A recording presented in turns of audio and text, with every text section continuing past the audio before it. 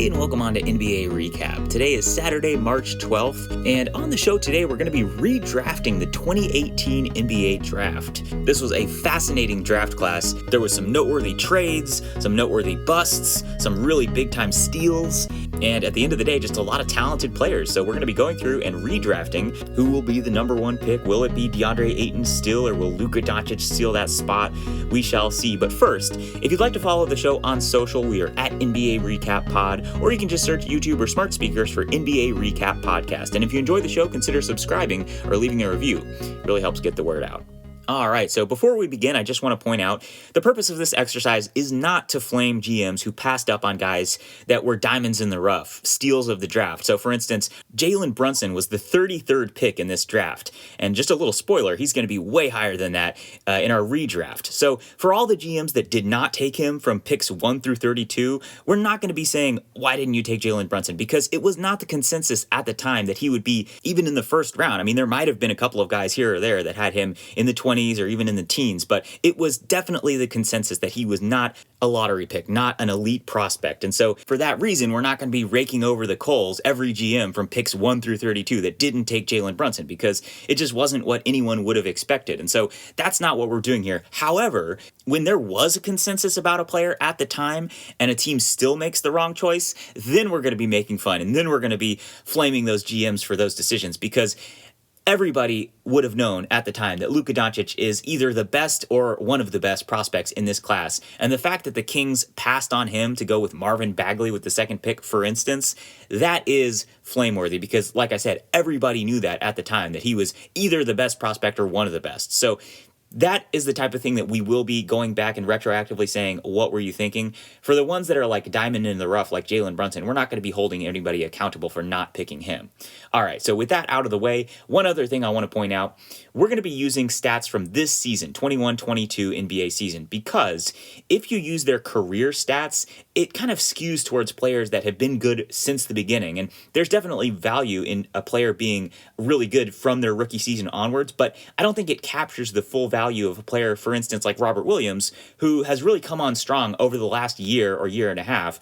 He wasn't necessarily putting up huge stats his rookie season for various reasons, but we're not going to be holding him accountable for that, because we want to know who's the best player now and going forwards. And so we're going to be using this season's stats. Now, with that being said, there's a couple of guys who have been injured or missing for the majority of this season, and we'll caveat those stats when we get to them. So like Michael Porter Jr., Collin SEXTON, Kendrick Nunn, they've all missed either the whole season or a large portion of the season. So we'll remember that when we get to them. All right, and then one final note I wanted to point out is that when we say player X should have been the third pick, we're not necessarily going to go through the retroactive exercise of, well, if the third team did take that player, what would their team look like now, and how good would they be, and what other picks would they have gotten after they picked him? Like, we're not going to be going through and retconning every single thing that would have happened in the NBA since then if they had taken that player. We're just going to say that in a vacuum, this is the first best player, this is the second best player, this is the third best player, and so on. Okay, so with all that being said, I think we can move on now to the actual drafts. But before we get to the redraft, we're going to go over the actual draft from 2018. Right, so we'll run through this pretty quickly. With the first pick, the Phoenix Suns selected Deandre AYTON.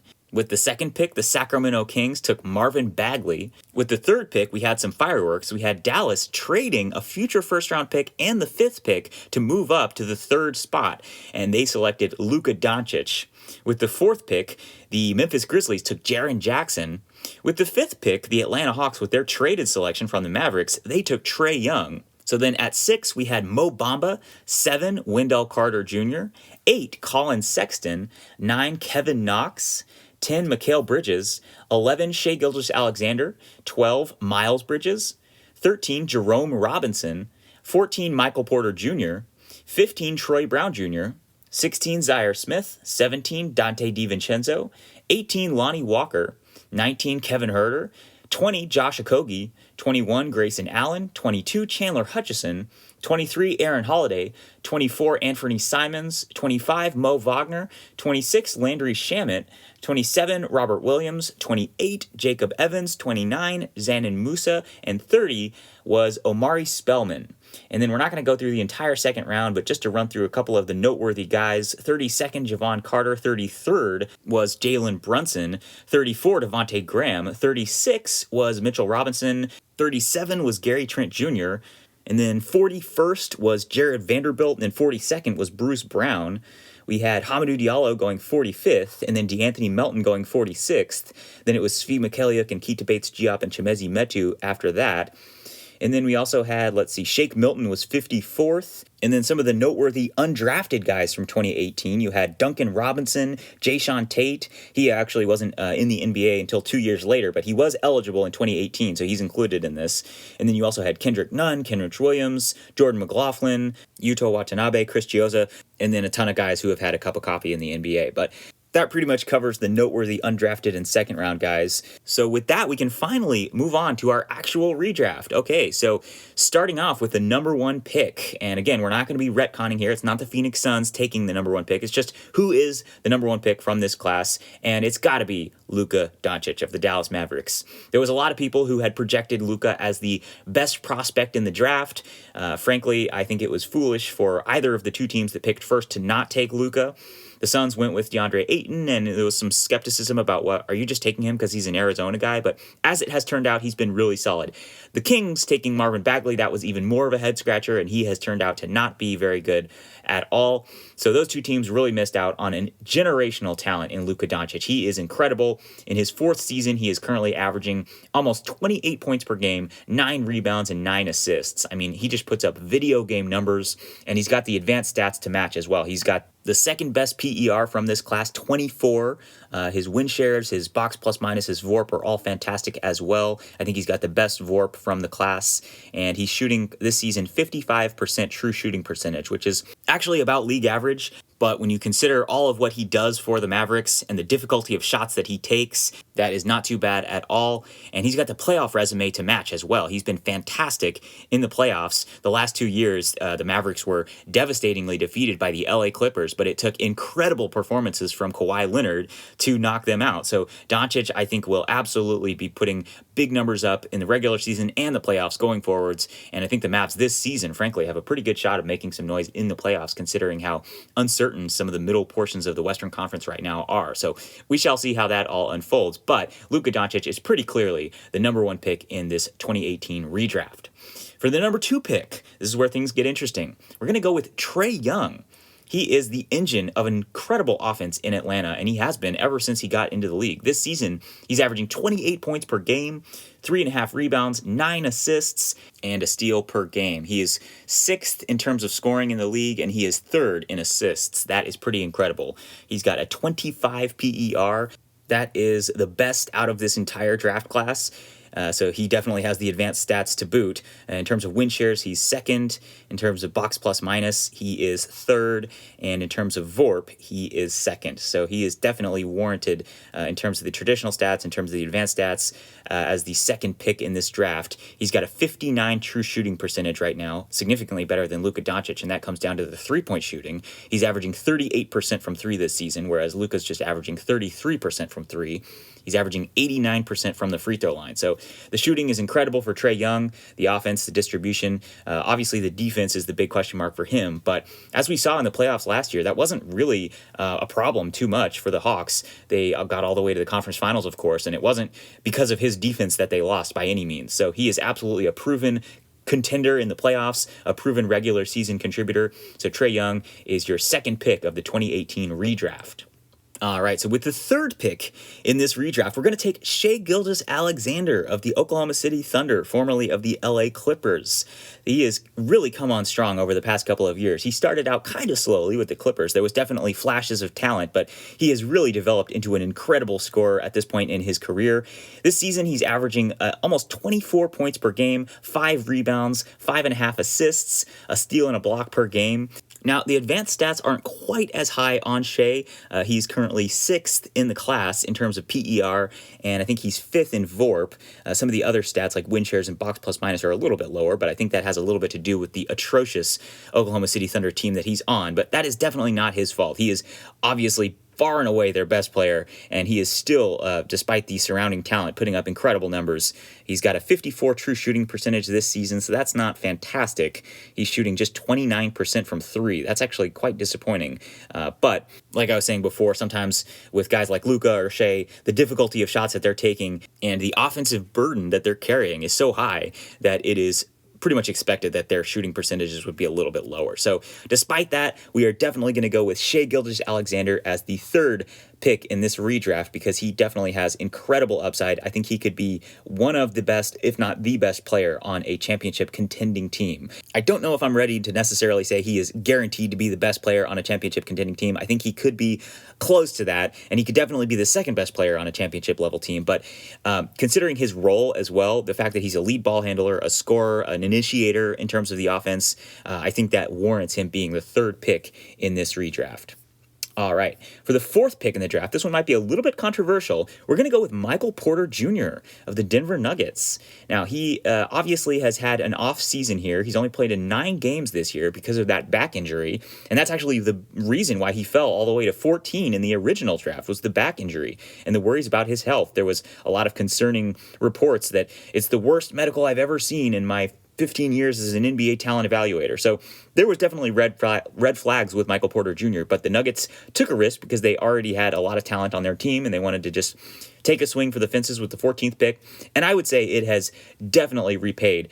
Michael Porter Jr. has developed into an incredible scorer. Now, his stats for this season, because he's only played those 9 games and he was hampered by that injury in those 9 games, are pretty underwhelming. Just 10 points per game, 6.5 rebounds, 1.5 assists. That's not knocking your socks off, and his advanced stats are even worse.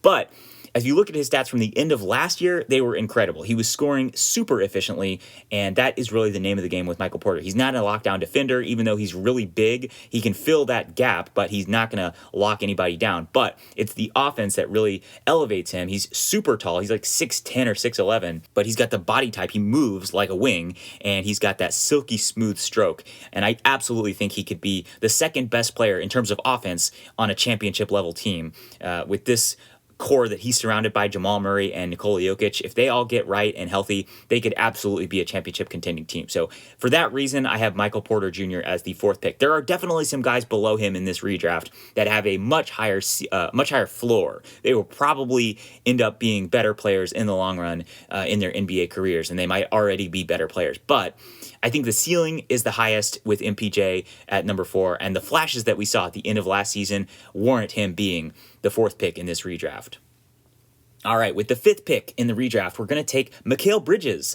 And this is exactly the type of player I was just talking about, a high floor guy. We know right now Mikal BRIDGES is a really valuable player on a championship level team because he was literally contending for the championship just last season. He is an integral part of this incredible Phoenix Suns team, the number 1 team in the entire league. And players like BRIDGES are exactly why they are that incredible. He is exactly the type of player that teams look for in this day and age of the NBA, 3 and D. He does both of them excellently. This season, he's only averaging 13.5 points, 4 rebounds, 2 assists. Those numbers don't exactly jump off the page. Like I said, with Michael Porter Jr., there's some guys below that definitely have more gaudy stats this season. But with BRIDGES, it's the intangibles. It's the little things that put him all the way up to the 5th pick. He's got a 14 PER. Again, not really knocking your socks off. It's actually 22nd out of all the players in this draft class. But in terms of win shares, he is 3rd. In terms of box plus minus, he is 6th. And again, that is probably due to the incredible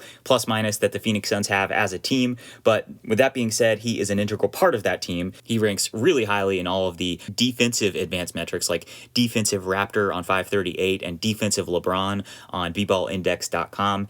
And in terms of his shooting percentages, this is another area in which we can clearly identify his value. His true shooting percentage this season, 62%. That is the best out of any of these guys that we've talked about so far. For a wing player, that is fantastic. He's shooting 36% from 3 this year. That is exactly where you want him to be. He's taking nearly 4 threes per game, and he's shooting 53% from the field overall. So not the highest ceiling necessarily, but a super high floor. He is the prototypical 3-and-D wing. And so for that reason, Mikal BRIDGES is the 5th pick in our redraft. Okay, at number 6, we're going to go with Jaren Jackson Jr.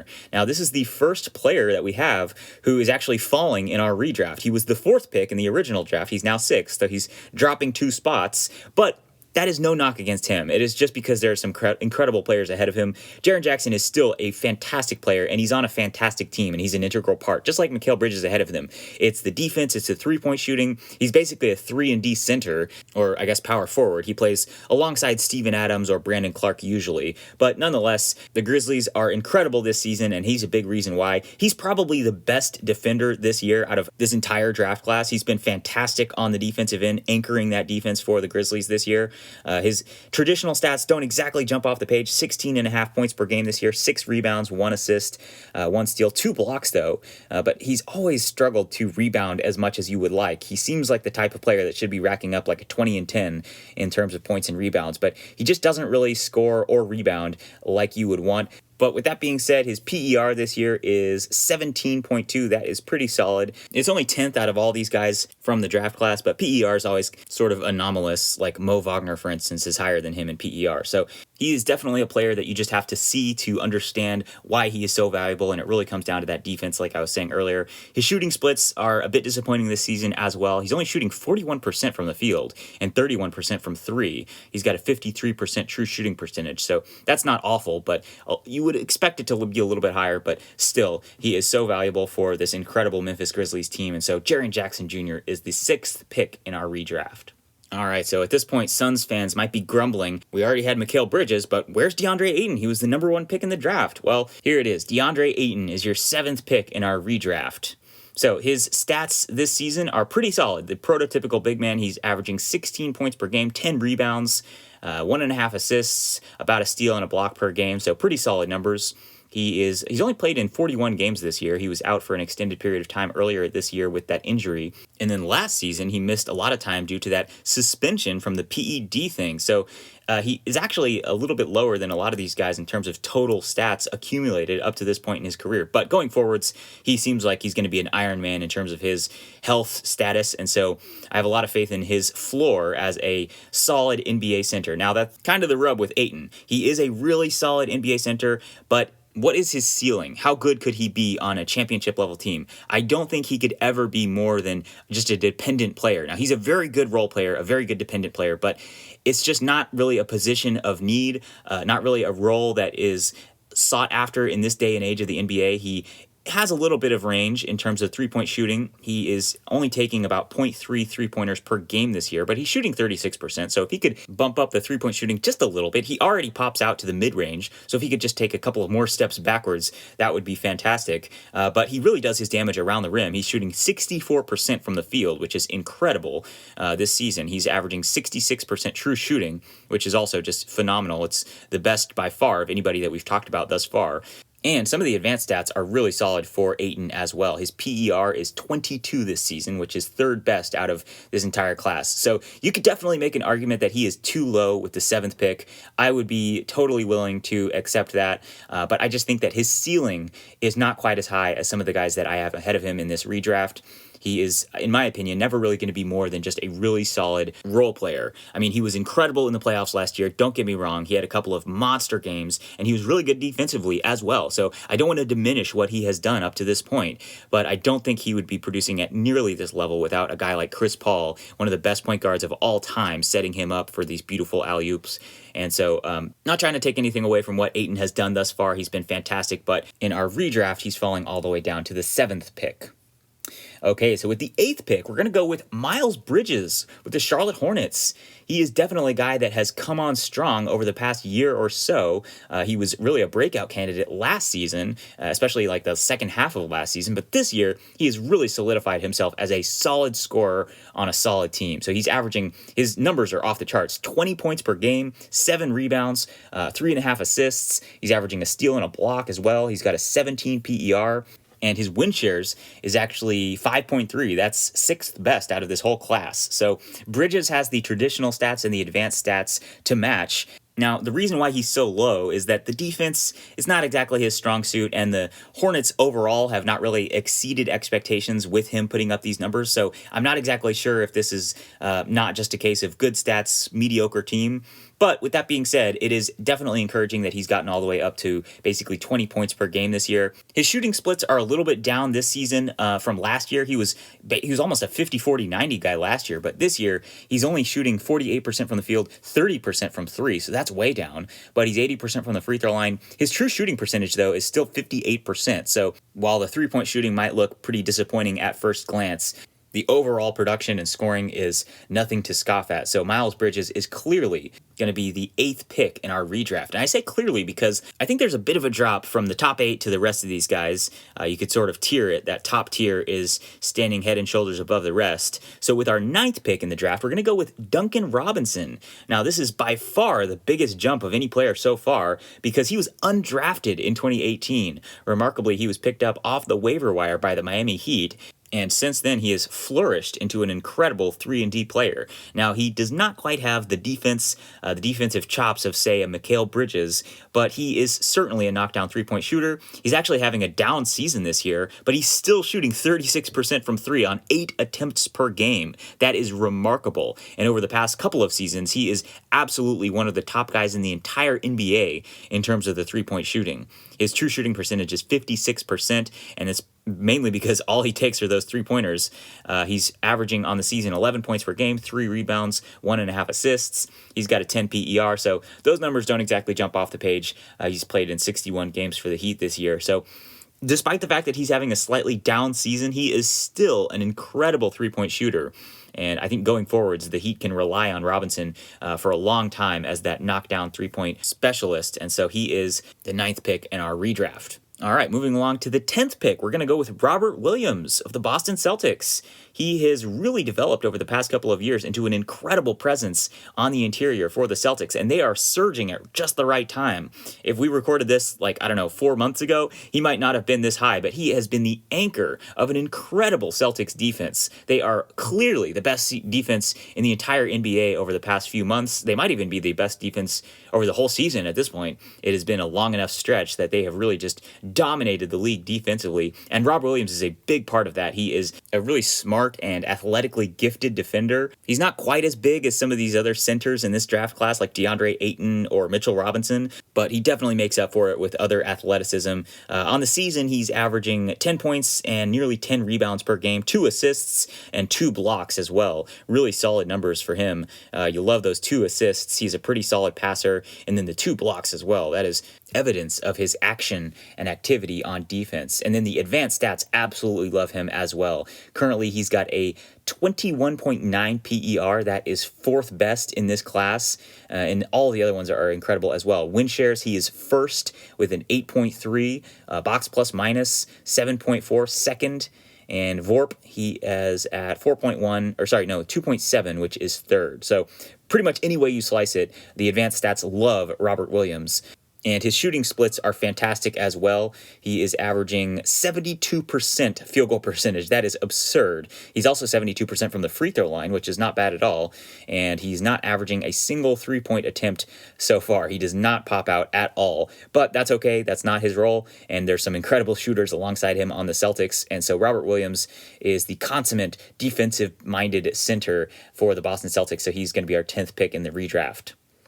All right, with the 11th pick, we're going to go with Jalen Brunson, the guard for the Dallas Mavericks, the second Maverick on this list. So far, the Suns and Mavericks are comprising 4 of the top 11, and Jalen Brunson has been fantastic this year for the Dallas Mavericks. He's averaging 16 points per game, nearly 4 rebounds and 5 assists.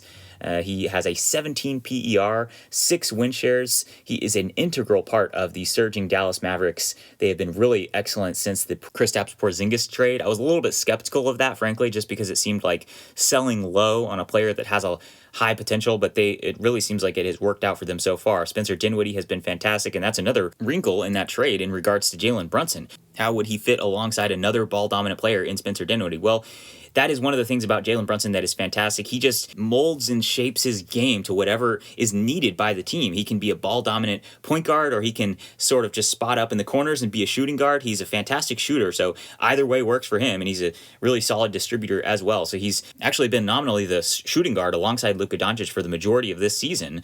He's been the backup point guard throughout his career up to this point, but he is essentially the go-to second guard now for the Mavericks in the starting lineup, and that is just fantastic. He is shooting 50% from the field this season, 38% from three, so those are incredible numbers. 57% true shooting is really solid. So Jalen Brunson pretty clearly is going to be the 11th pick in our redraft, and I think that kind of completes another tier here. Duncan Robinson, Robert Williams, and Jalen Brunson. Those three guys are a tier that I would consider really solid players on really good teams, but I'm not sure if they necessarily have the potential to warrant being like an elite player on a championship level team, but they're excellent role players, and there's nothing wrong with that. And they actually, all three of those guys are also huge steals in the draft. Duncan Robinson was undrafted, Robert Williams was the 27th pick, and Jalen Brunson was the 33rd pick. So really good on those teams for finding those diamonds in the rough. And so we can move on now to our 12th pick in our redraft. We're going to start moving a little bit more quickly here. With the 12th pick, we're going with Anfernee Simons, the scoring maestro with the Portland Trail Blazers. He has really come on strong over the past couple of months. Up to this point in his career, up to this season, I should say, he was always sort of rumored to be this guy. Like the Portland Trail Blazers would say, just wait until you see what Anfernee Simons has been doing. But he always sort of disappointed just a little bit because he never really got consistent playing time behind Dame and CJ. But now that CJ is gone and some of the other guys in the rotation as well, he's been their go-to scorer in the starting lineup, frankly, with Dame out with this injury. He is finally putting up really impressive numbers. So he's averaging on the season 17 points per game, 2.5 rebounds, almost 4 assists, and half a steal. He's shooting 44% from the field, 40% from three on 7.5 attempts per game. That is incredible. And 88% free throw. So that is 57% true shooting, exactly the same as Jalen Brunson. Now, the problems for Simons are defense and distribution. As a lead ball handler, he's not exactly setting other guys up very well, only 4 assists per game, like I said, this year. And then the defense is pretty atrocious. They have been awful over the past couple of months with Simons as a primary piece in their starting lineup. And he's just too small, too weak, and he has bad instincts as well. So because of that limitation, it definitely handicaps some of his potential. But offensively, especially the three-point shooting, he is incredible. So Simons is our 12th pick. With the 13th pick, we're going with Wendell Carter of the Orlando Magic, formerly of the Chicago Bulls. He was the 7th pick in the draft originally, so he has dropped quite a bit. He is really solid, don't get me wrong. He's averaging 14 points per game this year, 10 rebounds, 2.5 assists, and half a steal, half a block. So those are pretty solid numbers. He's got an 18 PER. He's clearly been the Orlando Magic's best player this year, but I just don't really see what the upside is with Wendell Carter. He's shooting 51% from the field this year, 32% from three on 3.5 attempts. So credit to him for getting those shot attempts up. He's got a 59% true shooting percentage, but I mean, for a big man, that's about what you would expect, frankly. So he's been really good in putting up solid numbers on an absolutely terrible team, so I don't really know what that says. I think he could be a solid player on a better team, but he would just have to take a much lesser role, and so that kind of limits his overall upside. But I think on a mediocre team, he could be putting up solid stats for quite some time, and so he's just a solid NBA big man. And also, I think his numbers have been a little bit impacted this season by having to play alongside another big in Mo Bamba. I am not a fan of that two-big lineup that Jamal Mosley has been trotting out in Orlando, so Wendell Carter, the 13th pick in our redraft. With the 14th pick, we're going with Collin Sexton. Like Carter Jr. above him, quite a bit lower than his original draft spot. He was 8th in 2018, so he has fallen 6 spots. That's not necessarily that much of a knock against him, though. He's been solid. I think he has been decent value for the 8th pick for the Cleveland Cavaliers, and we're not knocking him at all for the games that he has missed this season. He's only played 11 games this year due to that injury that he sustained near the beginning of the season. But frankly, the success that the Cavaliers have had this year without Sexton is kind of one of the reasons why he's this far down in the draft. He is a solid scorer on a solid team, but I just don't think his efficiency is good enough to really take him to that next level. He's this year, he averaged 16 points per game, 3 rebounds, 2 assists on 41% shooting, 38% from three. So the shooting from beyond the arc was actually okay, but his true shooting percentage overall is just 52%. So you'd like all of his numbers to be a little bit better. Last season, he averaged like over 20 points per game. That is definitely impressive, but I just feel like there's a little bit of overrating with Collin Sexton because he puts up big numbers, but where is it taking the Cavaliers when he does that? They were a pretty bad team last year, and since he's been out of the picture, they have excelled with Darius Garland at the helm, and now They've got Karis LeVert as well. So what's going to happen with Sexton in the offseason? We shall see. I have a feeling he might get paid by another team and move along from the Cavaliers. And he could probably once again be putting up over 20 points per game. But again, it's just like I don't really know what that's getting you. His PER this season was 11. And even last year when he was putting up better numbers, it's still the advanced stats just don't really love Collin Sexton. So, decent return for the 8th pick. He could potentially settle into sort of a Jordan Clarkson role for a good team, sort of a sixth man coming off the bench. If he's willing to accept that, I think he could be a contributor to a solid team. It's just whether or not he's willing to take a lesser role. We shall see. But anyways, he's your 14th pick. For 15th, we're going with Gary Trent Jr. Now, this is a huge riser. Besides Duncan Robinson, he's the furthest down player that we've had so far. He was the 37th pick in the original draft. He's going 15th now, formerly of the Portland Trailblazers, now with the Toronto Raptors. He was, of course, traded for Norman Powell, and frankly, I think he's been better than Norman Powell since the trade. Powell has really solid shooting numbers, but Trent Jr. has been scoring pretty well for the Raptors, and he's a fantastic defender alongside Fred VanVleet. They are both undersized guards, but they're both so tenacious on the perimeter defensively for the Raptors. Gary Trent Jr. is averaging 18 points per game this season, 2.5 rebounds, 2 assists, and 1.9 steals per game as well. That's actually second in the NBA behind just DeJounte Murray. He's always ranked very highly in all the hustle stats like deflections and loose balls recovered. So he is, the stats definitely bear out what I was saying earlier about him being a tenacious defender on the perimeter. And he's got a 15 PER, which is pretty solid, better than several guys that we've got ahead of him in this redraft. So you could definitely make an argument for him being even higher. He's shooting 41% from the field, 38% from three. His true shooting percentage is 54%. So I wouldn't trust Gary Trent Jr. to carry a team, especially offensively, but he can definitely be a solid rotation player on a solid team like the Toronto Raptors. So he is going to be our 15th pick in the draft. And then we'll really start moving now that we're in the latter half of the first round. So with the 16th pick, we're going to go with Kevin Huerter. Kind of a similar story with Gary Trent Jr. Huerter is just a solid player on a solid team, the Atlanta Hawks. He was better than solid in the playoffs last year. He was an integral part of their run to the conference finals. This season, he's averaging 11.5 points per game, 3 rebounds, 3 assists. He's got a 12 PER, not bad. He's shooting 46% from the field and 37% from three. That's really where his value is those three-pointers.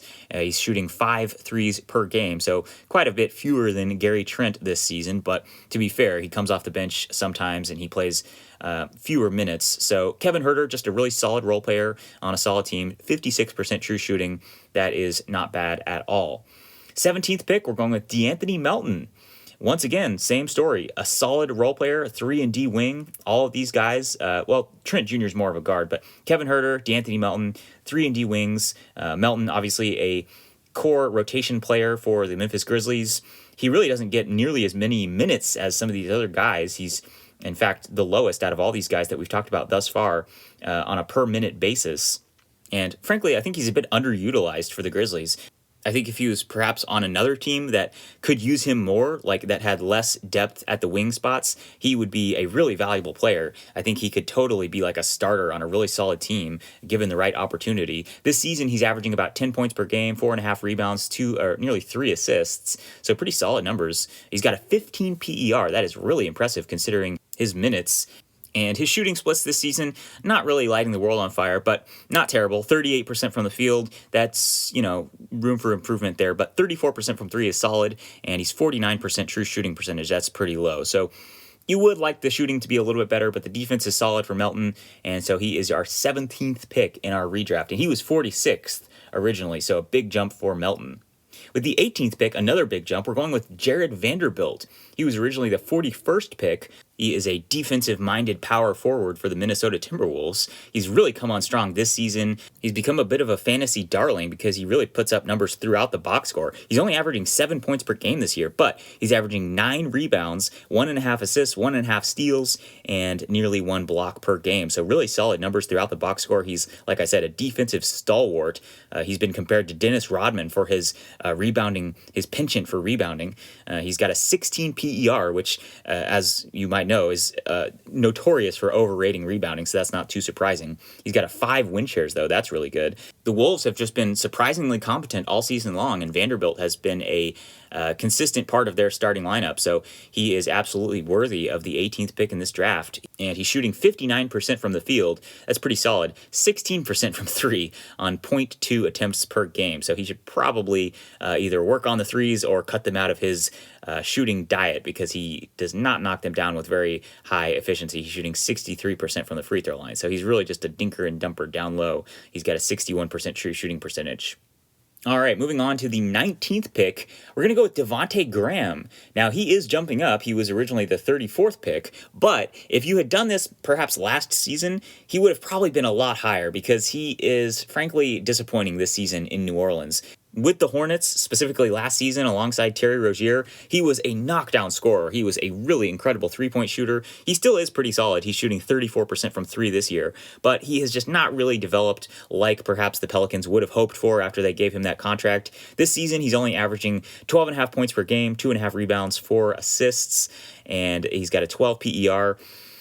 36% from the field is just really rough. He's got a 51% true shooting percentage, so the shooting has just not really been good enough to make up for the other holes in his game. Last season was unfortunately sort of the high watermark for him, and hopefully for his sake that is not the case going forwards. If he could get back to that state that he was at last year, where he was scoring pretty efficiently and with pretty high volume, that would be fantastic. But unfortunately, I'm not sure if that is in fact going to happen. I think maybe last season was a bit of an anomaly for GRAHAM. But that being said, he was still a solid pick. With the 34th pick, we've got him at 19 now, and I think he can continue to be a solid scorer off the bench for any team in the NBA. With the 20th pick, we're going with Donte DIVINCENZO. Now, he was 17th in the actual draft, so he's actually falling a little bit, but that is not a knock against him. He is a solid player, about what you would have expected from a mid-teens pick. In fact, I think it's fair to say he's exceeded expectations, frankly. I mean, usually when you're picking in the 17, 18 range, you're not really getting much of a quality NBA player at that point, on average. But he has been a really solid NBA player. Now, he doesn't really do a whole lot offensively. He's more of a 3-and-D specialist, but he's really a shooting guard-sized player, so it's a somewhat limited skill set. And frankly, if we were doing this list like midway through the season last year, he'd probably be a lot higher, but he has sort of fallen a little bit because of his injury last season. He was out for the majority of their playoff run, and then this season he wasn't really playing much, and then he got traded to the Sacramento Kings. So now that he's with the Kings, he just hasn't really flourished necessarily. He's only averaging 7.5 points per game, 3.5 rebounds. He's shooting 33% from the field. That is pretty disappointing. 29% from three. So definitely a down season for DiVincenzo. I think he can be a lot better than he is right now, especially on a solid team where he's not asked to carry much of an offensive load. He's just sort of spotting up in the corner and playing solid defense on the perimeter. That's really what he's best suited for, perhaps coming off the bench. So for the 17th pick, a solid value. We're going with 20 for Donte DiVincenzo now with our redraft. For the 21st pick, we're going with Bruce Brown with the Brooklyn Nets.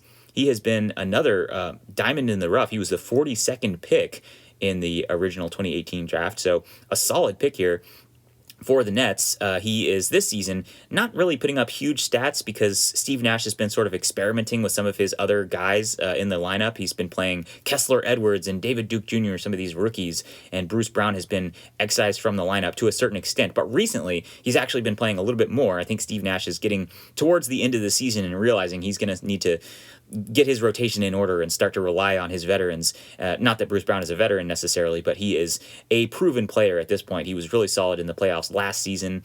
In fact, he was one of the Nets' most important players at certain points in the playoffs. So Bruce Brown, I think you could make an argument that he is too low, frankly, at 21. I think he's probably proven more in the playoffs than a lot of these guys that he is below. But nonetheless, I just think that his ceiling is kind of limited. He's, just sort of a solid wing player. 7 points per game this year, 4.5 rebounds. He's shooting 48% from the field, 37% from three, but only on one attempt. So if he could get those three-point attempts up a bit more, that would be very valuable. He's got a 54% true shooting percentage overall. With the 22nd pick, we're going with Jae Sean Tate of the Houston Rockets. Now, to be fair, he is actually a second-year player. His first year in the league was last season. He was a rookie, but he was eligible for the 2018 draft. He just wasn't selected, and then he went and played overseas. So Jae Sean Tate is eligible for this, and frankly, I think he is deserving of this 22nd pick, despite going undrafted in 2018. Much like Bruce Brown, he's just been a solid kind of defensive-minded wing for the Houston Rockets over the past 2 seasons. He's averaging 12.5 points per game, 5.5 rebounds, 3 assists. He's got a 15 PER. That is significantly better than some of the guys ahead of him in this list. And he is shooting 50% from the field and 30% from 3. So not exactly lighting the world on fire in terms of any of his stats, but they're all just solid. And that's kind of what I would say about Jae Sean Tate. He's just solid. He's not bad. He is definitely better than an undrafted player, that's for sure. It's just sort of hard to predict what a guy like Jae Sean Tate is going to be or could be on a really good team because he's been on a terrible Houston Rockets team throughout his career thus far. So I think he could, in fact, contribute to winning basketball on a really good team, but we just can't say for sure. But Jae Sean Tate has definitely shown flashes for the Rockets, so he is the 22nd pick in our redraft. With the 23rd pick, we're going with Shake Milton, the backup guard for the Philadelphia 76ers. Now, he is also having a bit of a down season this year. He's only averaging 9 points per game, 3 rebounds, about 3 assists. He's got a 12 PER. He's shooting 41% from the field and 28% from 3. That is really disappointing. I think, frankly, he was much better last season. He has the potential to be a solid go-to scorer off the bench for a solid team like the 76ers, but he's just a bit inconsistent. He's only played in 34 games this season. He's been injured. But even when he's healthy, he's just not really at the level of, say, a Jordan Clarkson or Tyler Hero, guys that are just consistent bucket getters. They might not have the best field goal percentage necessarily, but they're always good for like 14 or 16 points per game. Shake Milton just not at that level, and I think he could maybe get to that point at some point, but it's been a down season, and he's frankly been a bit inconsistent throughout his career thus far, but still, he's shown flashes as a scorer off the bench.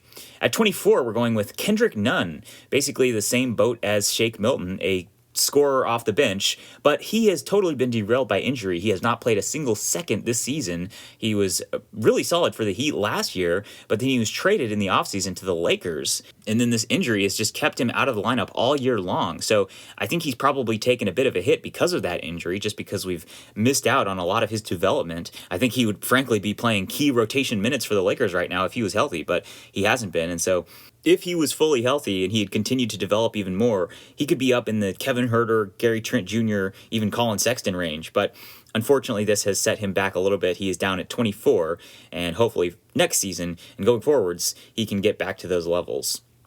With the 25th pick, we're going with Grayson Allen, sort of along the same lines as Donte DiVincenzo, his replacement in Milwaukee. Allen, he has been solid for the Bucks this year. He's shooting 43% from the field, 39% from 3 on 6 attempts, so that's nothing to sneeze at. He's averaging 11 points per game, 3 rebounds. He's got a 13 PER, so solid numbers for Grayson Allen. He's got a 58% true shooting percentage, so the shooting is definitely there, but it's just the defense. He's not quite as defensively stout as some of the other guys in this vein, like the aforementioned DiVincenzo or Kevin Huerter, not to just name drop all the white guys, but I think Allen, he's been okay. I think he's obviously the weakest link in the Bucks starting lineup, but he's not taking anything significantly off the table, and he's knocking down three-pointers at a high enough clip that you got to respect him out there. So you could argue that he's a bit too low here, all the way down at 25, but I think it's just a testament to how deep this draft has been, that we've got 25 really solid NBA players to deal with here from the 2018 draft. So Grayson Allen he was originally 21st, but now he's the 25th pick in our redraft. With the 26th pick, we're going with Mitchell Robinson, another decent player here for the New York Knicks. He was originally 36th in 2018. He is averaging 8 points per game and 8.5 rebounds this season. He's averaging 1.5 blocks. And he is another guy for whom the advanced stats are absolutely crazy. He's got a 20 PER, 6.2 in win shares. Those are actually both top 5 in this entire class. So there are definitely flashes of brilliance for Mitchell Robinson. He'll have like a 16 points and 16 rebounds game every once in a while. But it's just the consistency that's the problem with Robinson. He is annoyingly tantalizing. Every once in a while, he has a game where you think this is a top 10 center in the NBA. But then for the most part, he's just sort of average. He floats in and out of games. He gets in foul trouble. He gets injured frequently. And so he just doesn't really warrant much of a higher spot than this. He's just an average center on a middling team. He was frankly not great in the playoffs last year. He was played off the court by Taj Gibson, which is a indictment in and of itself. So he is gigantic. He shoots 76% from the field, which is absurd, but he's just not dynamic enough, not consistent enough to warrant much higher of a spot. And I think, frankly, this is about where the cutoff is in terms of solid players on solid teams. I think below this point, we are getting into the backups on decent teams range. We're talking about Lonnie Walker, Landry SHAMET, Hamidou DIALLO. So these are guys where I'm not really sure how much of a role they could actually have on a really good team anymore. Mitchell Robinson's kind of the last one where he could definitely be like a backup on a solid team, but once we get into the Lonnie Walker range, I'm not really sure what their role on a really good team would be anymore. So with the 27th pick, we are in fact taking Lonnie Walker for the San Antonio Spurs. He was the 18th pick in 2018, so he has definitely fallen a little bit. The Spurs took a shot with Walker because he's got incredible athleticism and physical gifts, but it just hasn't really ever translated to contributions to winning basketball for Walker. He's averaging 12 points per game this season, 2.5 rebounds, 2.5 assists, but he's pretty inefficient.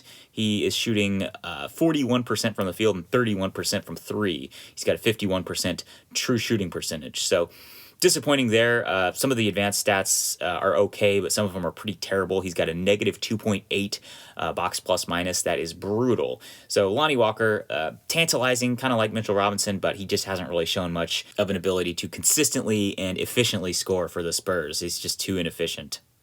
With the 28th pick, we're going with Landry SHAMET. Now, he could potentially have an argument to be a lot higher than this. He has actually played significant minutes on decent teams, but I just don't really know what the upside is with SHAMET. He's just kind of like an unathletic, score-first player.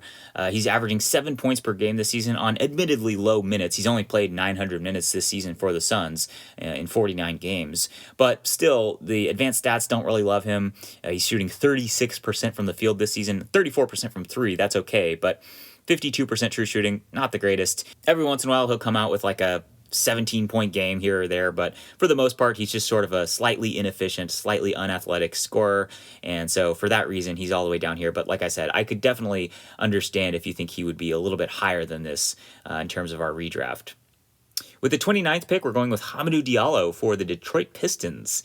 Diallo was originally selected by the Oklahoma City Thunder, and then he was traded to Detroit. He's been putting up decent stats this season on a pretty atrocious Pistons team. He's averaging 11 points per game, 4.5 rebounds, 1 assist, 1 steal. He's got a 16 PER thanks to those slightly exaggerated box score stats just because he's putting up numbers on a crappy team. It's kind of a classic good stats, bad team player, although frankly his stats aren't even that good, to be honest. Although he is shooting 49% from the field. That's not bad at all, but he's shooting 25% from three. That is atrocious. And he's 65% from the free throw line, so that's really a red flag. He's got a 54% true shooting, but I just don't really know how consistent and efficient, like Lonnie Walker, Hamidou Diallo can be on an actually good team going forwards. With the 30th pick, we're going with Mo Bamba. Another guy like Mitchell Robinson, sort of. He shows flashes every once in a while. He's got the athletic potential to be sure, but he just never really has been able to develop very much in the NBA. He was the 6th pick in the draft, so one of the biggest fallers that we've had so far. I definitely think it's fair to call him a bust, unfortunately. He's averaging 10 points and 8 rebounds per game this season. He is averaging 1.8 blocks, I should say, and he's got a 15.8 PER. So some of his numbers, respectable, but he's shooting 47% from the field, which is frankly disappointing for a center. His three-point shooting has actually been okay. He's shooting, 34% on 3.7 attempts per game. So that's actually surprisingly competent, but his true shooting percentage is just 56%. So I just feel like there's a lot missing from Bamba's game at this point in his 4th year. He should have really developed at this point. He's finally getting a lot of playing time. That's been the problem up to this point in his career when he's been behind Nikola Vucevic in the lineup, that he just could never really see the court. But at this point, he's had plenty of opportunities this season alongside Wendell Carter, and he just hasn't really developed very much. So Bamba is our final pick of the first round, and he is our biggest bust so far. All right, so moving on to the second round, we're going to go much more quickly here. With the 31st pick, Aaron Holiday. He has bounced around the league. He was on the Pacers at first and then the Wizards last season, and now he's with the Suns. He's not really playing very much this season. He is only played 777 minutes in 47 games. So not really that much of a role for him at this point on a solid team. He's averaging 6.5 points per game, 1.5 rebounds, 2 assists. He's shooting 47% from the field, 37% from three. So his shooting splits are actually pretty solid. And throughout his career, he's always sort of been a hidden gem and under the radar guy for the NBA bloggers. But I don't know. I think the fact that he's not really playing much for the Suns at this point is sort of evidence of where he's at in his career at this point. With the 32nd pick, we're going with Kenrich WILLIAMS of the Oklahoma City Thunder. Now, he's actually played more minutes this season than a lot of guys in this range. He's played 49 games, 1,000 minutes, over 1,000 minutes.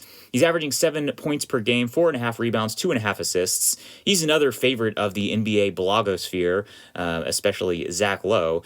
I don't really see the upside with Williams. He's just sort of an average backup big man on a really crappy team, to be specific. I think he could be an average backup big man on a good team, though, if given the opportunity. He's shooting 46% from the field, 33% from three, so those numbers don't really jump off the page. He's shooting 54% from the free throw line, so I think the upside is pretty limited for Kenrich WILLIAMS, but he's a smart player. He knows where to be, so like I said, I think he could be an average sort of third-string big man on a decent team. With the 33rd pick, we're going with Marvin Bagley. Now, finally, we get the second pick in the draft. He has fallen all the way down.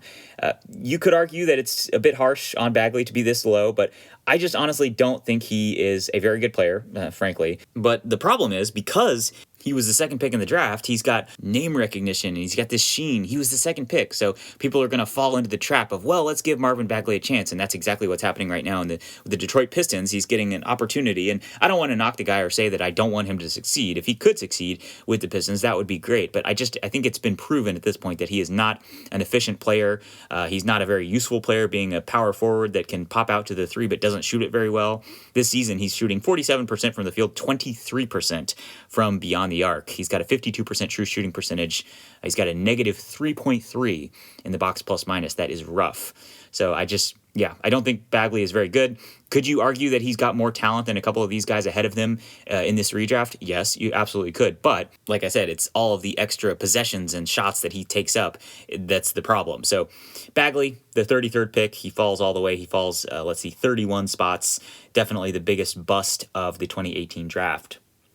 With the 34th pick, we're going with Keita BATES-DIOP, a decent third-string wing for the San Antonio Spurs. He's bounced around in the league. This season, he's averaging 5.5 points per game, 3.9 rebounds per game, so decent numbers in very limited minutes for the Spurs. He's shooting the ball 51% from the field, 36% from three, so solid numbers, 57% true shooting. I'm not sure how well that would translate to a bigger role on a better team. It might. I think he could be an okay backup wing on a decent team, but it just hasn't really been that impressive so far for BATES-DIOP. And I think his stint with the Spurs has put him even further under the radar than he would otherwise be. So maybe he'll get another opportunity on a better team. We shall see.